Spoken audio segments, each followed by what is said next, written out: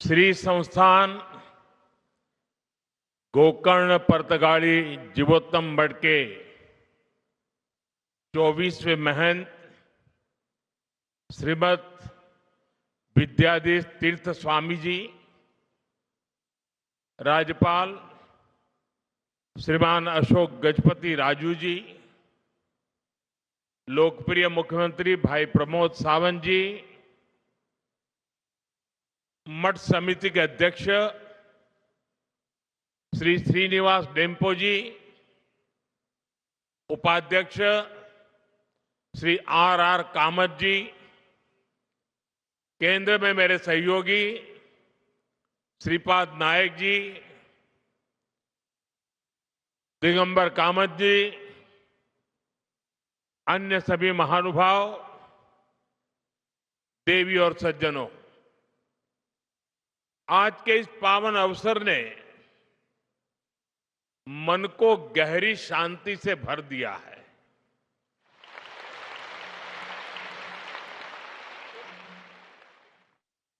साधु संतों के सानिध्य में बैठना अपने आप में एक आध्यात्मिक अनुभव होता है। यहां उपस्थित श्रद्धालुओं की विशाल संख्या इस मठ की सदियों पुरानी जीवन शक्ति को और बढ़ा रही है। मैं अपने आप को सौभाग्यशाली मानता हूं कि आज इस समारोह में आपके बीच उपस्थित हूं। यहां आने से पहले मुझे राम मंदिर और वीर विट्ठल मंदिर के दर्शन का सौभाग्य मिला। उस शांति, उस वातावरण ने इस समारोह की आध्यात्मिकता को और गहरा कर दिया। साथियों, श्री संस्थान गोकर्ण परतगाड़ी जीवोत्तम मठ अपनी स्थापना की 550वीं वर्षगांठ मना रहा है। ये बहुत ऐतिहासिक अवसर है। बीते 550 वर्षों में इस संस्था ने समय के कितने ही चक्रवात झेले हैं। युग बदला, दौर बदला, देश और समाज में कई परिवर्तन हुए, लेकिन बदलते युगों और चुनौतियों के बीच भी इस मठ ने अपनी दिशा नहीं खोई।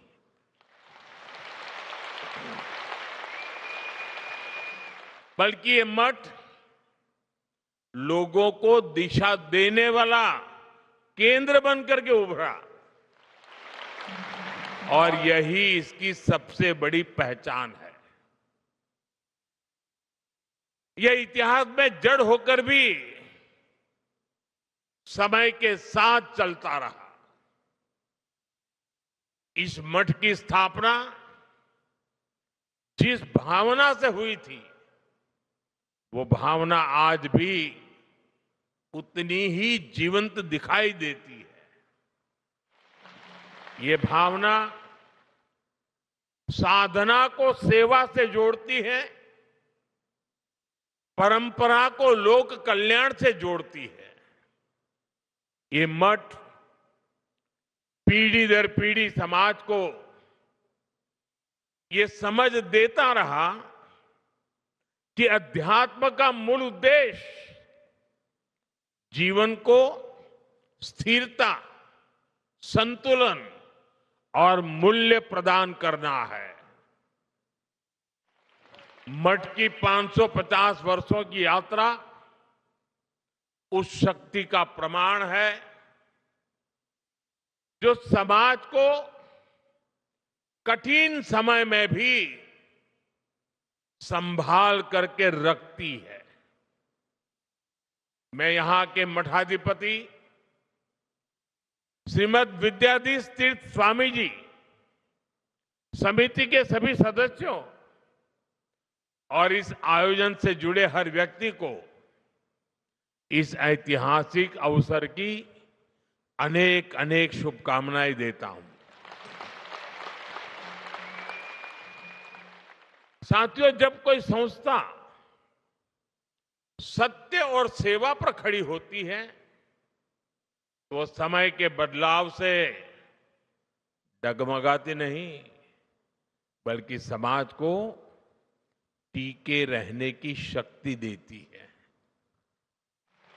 आज इसी परंपरा को आगे बढ़ाते हुए ये मठ एक नया अध्याय लिख रहा है। यहां भगवान श्री राम की 77 फीट ऊंची भव्य कांस्य प्रतिमा स्थापित की गई है। 3 दिन पहले ही मुझे अयोध्या के भव्य श्री राम मंदिर के शिखर पर धर्म ध्वज आरोहण का सौभाग्य मिला है और आज यहां प्रभु श्री राम की भव्य मूर्ति के अनावरण का सुअवसर मिला है। आज रामायण पर आधारित एक थीम पार्क का उद्घाटन भी हुआ है। साथियों, आज इस मठ के साथ जो नए आयाम जुड़े हैं वो आने वाली पीढ़ियों के लिए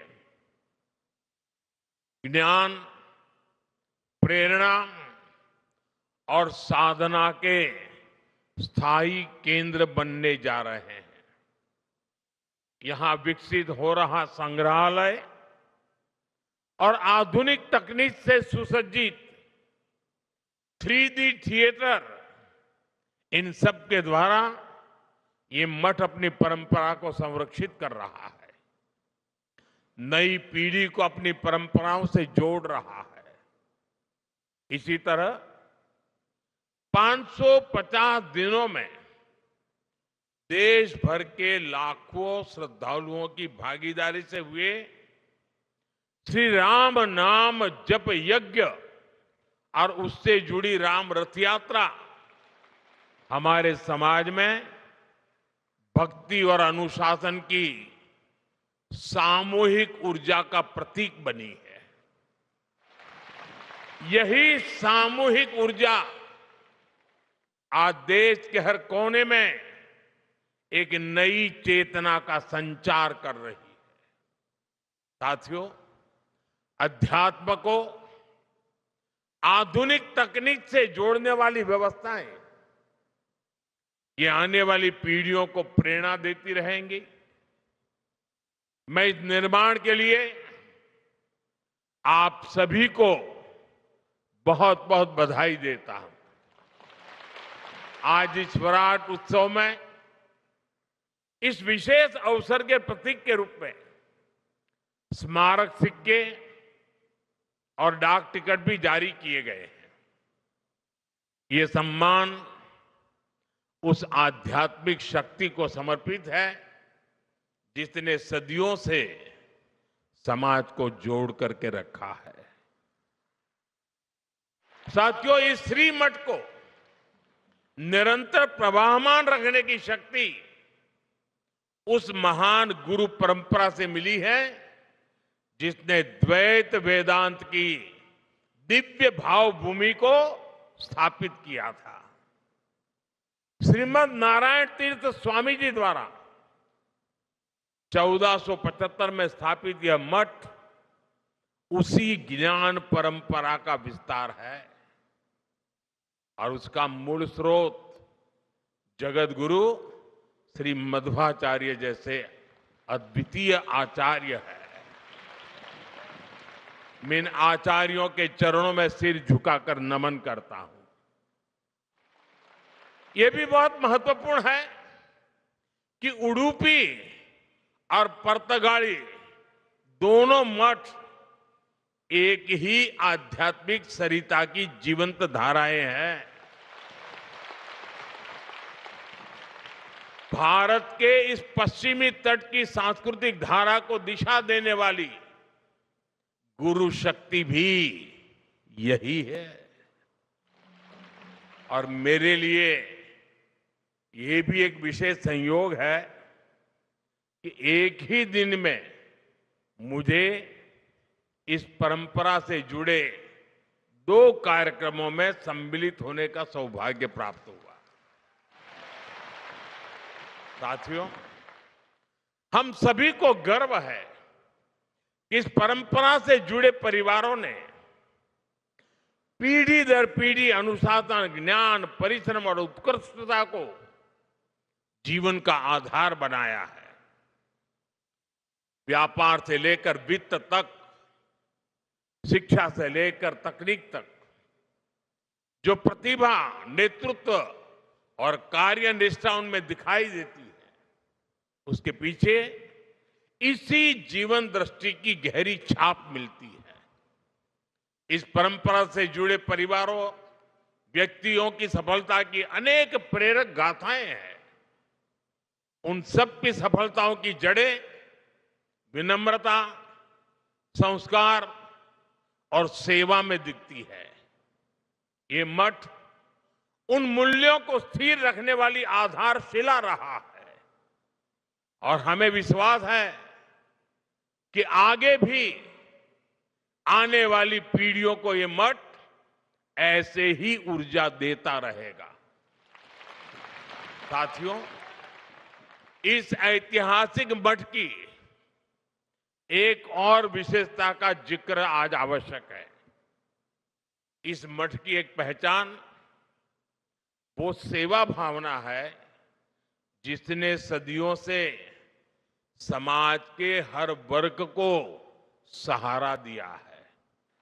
सदियों पहले जब इस क्षेत्र पर विपरीत परिस्थितियां आई, जब लोगों को अपने घर परिवार छोड़कर नए प्रदेशों में शरण लेनी पड़ी, तब इसी मठ ने समुदाय को सहारा दिया, उन्हें संगठित किया और नए स्थानों पर मंदिरों, मठों, आश्रय स्थलों की स्थापना की।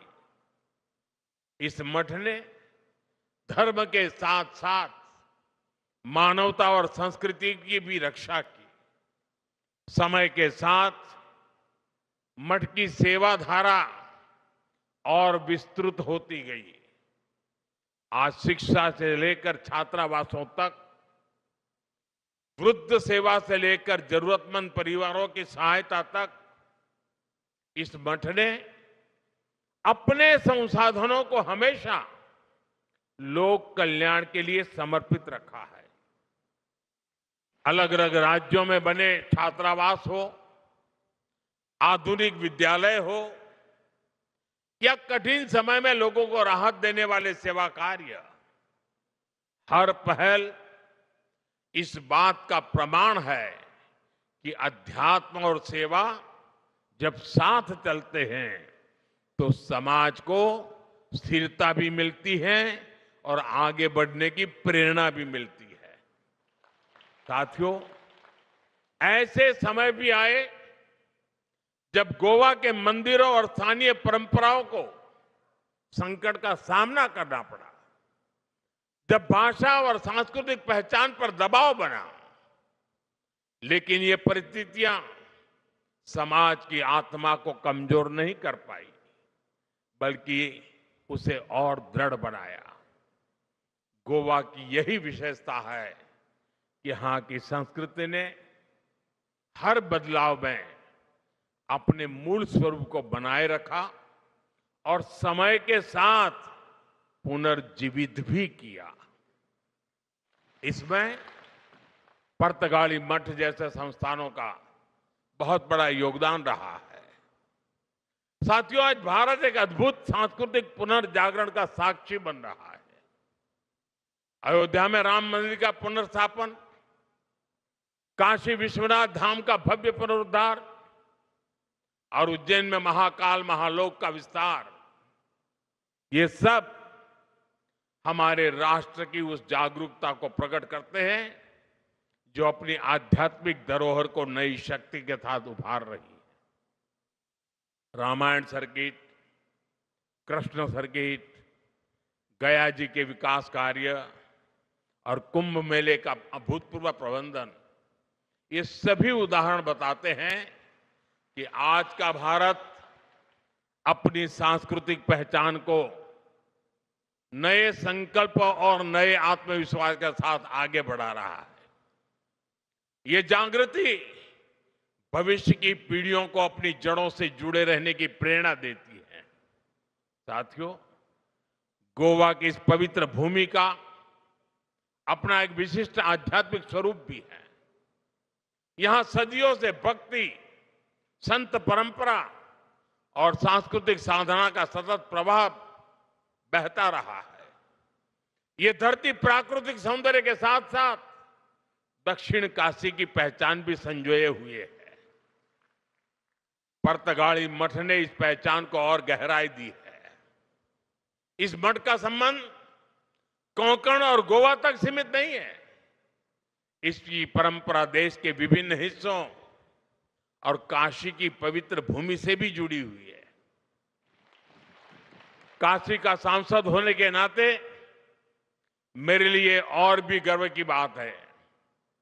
संस्थापक आचार्य श्री नारायण तीर्थ ने उत्तर भारत की अपनी यात्राओं के दौरान काशी में भी एक केंद्र स्थापित किया था, जिससे इस मठ की आध्यात्मिक धारा का विस्तार दक्षिण से उत्तर तक हुआ। आज भी काशी में उनके द्वारा स्थापित केंद्र समाज सेवा का माध्यम बना हुआ है। साथियों, आज जब इस पवित्र मठ के 550 वर्ष पूरे हो रहे हैं, तब हम इतिहास का उत्सव मनाने के साथ ही भविष्य की दिशा भी तय कर रहे हैं। विकसित भारत का रास्ता एकता से होकर जाता है। जब समाज जुड़ता है, जब हर क्षेत्र, हर वर्ग एक साथ खड़ा होता है, तभी राष्ट्र बड़ी छलांग लगाता है। श्री संस्थान गोकर्ण पर्तगाली जीवोत्तम मठ का प्रमुख ध्येय लोगों को जोड़ना, मन को जोड़ना, परंपरा और आधुनिकता के बीच सेतु बनना है। इसलिए विकसित भारत की यात्रा में यह मठ एक प्रमुख प्रेरणा केंद्र की भूमिका में भी है। साथियों, जिनसे मेरा स्नेह होता है, वहां मैं आदरपूर्वक कुछ आग्रह करता हूं। जैसे पूज्य स्वामी जी ने मुझे एक काम दे दिया एकादशी का।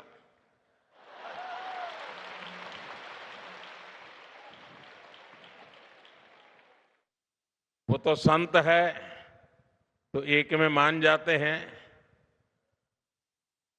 लेकिन मैं एक में मानने वालों में से नहीं हूं। और इसलिए आज आपके बीच आया हूं तो मेरे मन में सहज ही कुछ बातें आ रही हैं, जिन्हें मैं आपसे साझा करना चाहता हूं।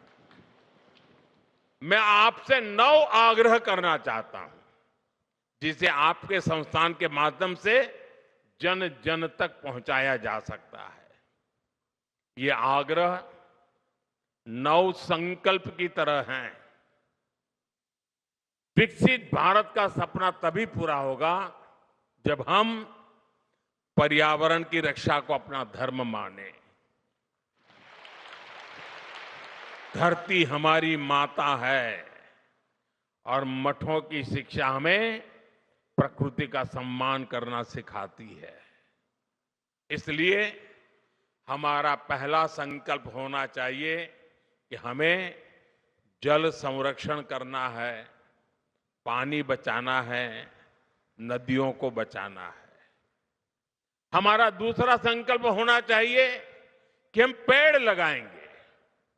देश भर में एक पेड़ मां के नाम अभियान को गति मिल रही है।